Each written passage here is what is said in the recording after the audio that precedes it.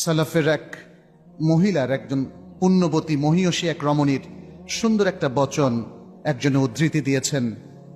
তার স্বামী যখন রিজেকের সন্ধানে ঘর থেকে বের হচ্ছিল ইনকামের জন্য, পরিবার চালনার উদ্দেশ্যে, তিনি তখন তার স্বামীকে বলেছিলেন, তুমি হালাল ছাড়া ইনকাম করো না, তুমি হালাল ছাড়া ইনকাম করো না, কারণ আমরা অভুক্ত থাকলেও সবর করতে পারবো, কিন্তু জাহান্নামের আগুনের উপর আমরা সবর করতে পারবো না। ইয়া সালাম, কি চমৎকার উক্তি, কি মহিয়সী এ রমণী তার স্বামীকে শাসন করছেন মমতা দিয়ে, ভালোবাসা দিয়ে এবং চমৎকার একটি নির্দেশনা দিয়ে।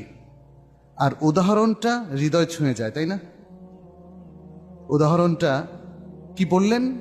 অভুক্ত, খেতে পারছি না, টাকা নাই, সবর করতে পারবো, কিন্তু আগুনে জ্বলবো সেটা সহ্য করতে পারবো। আসলেও তাই, কিন্তু বাস্তবেও আপনি দুই বেলা যদি খেতে না পারেন, এটা আপনার জন্য অনেক সহজ না?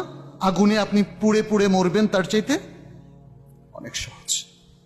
আমাদের এ থেকে শিক্ষা নেওয়া প্রয়োজন।